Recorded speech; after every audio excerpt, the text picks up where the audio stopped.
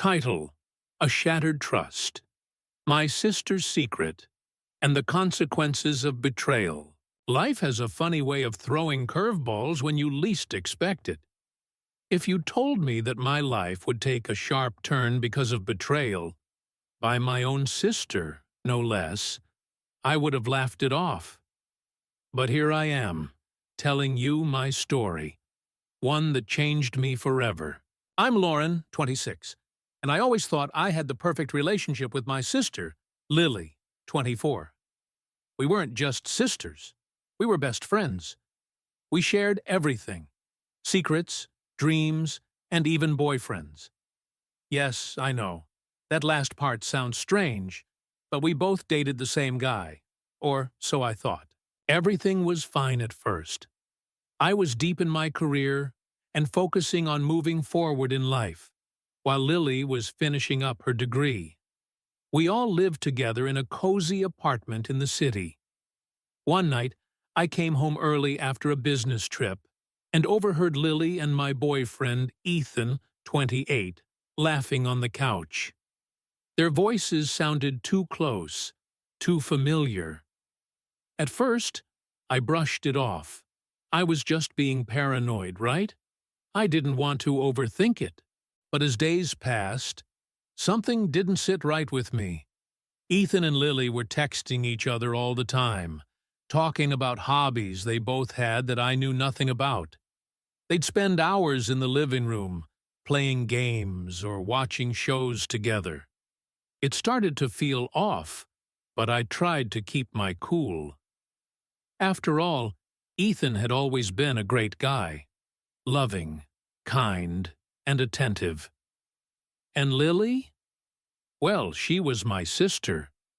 She would never betray me, right? Wrong. One night, I came home unexpectedly. The apartment was too quiet, and the dim light from the living room flickered through the crack in the door. I didn't know what I was walking into.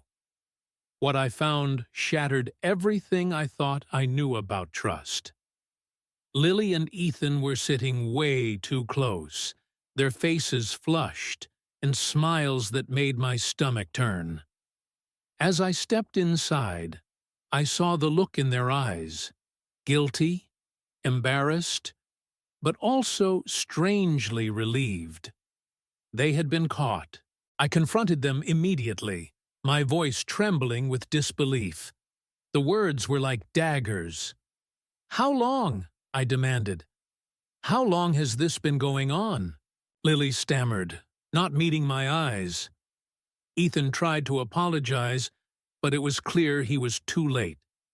He had crossed a line that could never be erased. It turns out they had been seeing each other for almost a year of lies, hidden glances, and stolen moments while I was away, believing everything was fine. But what really cut deep wasn't just the affair. It was the betrayal of my trust.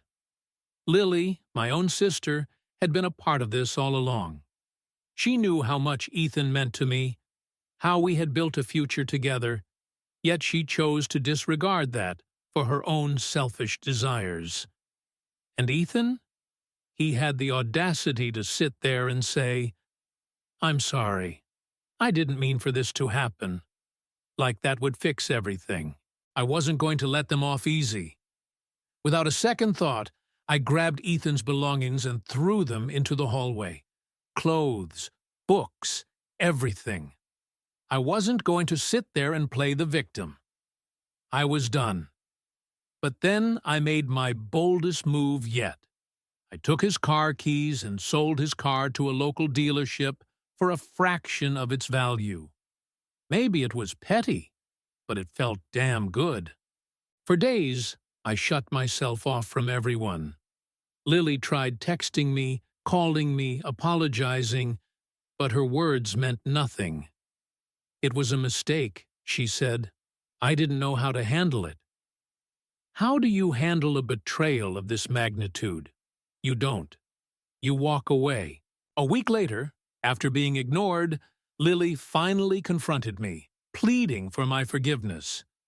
She was in tears, but I wasn't moved.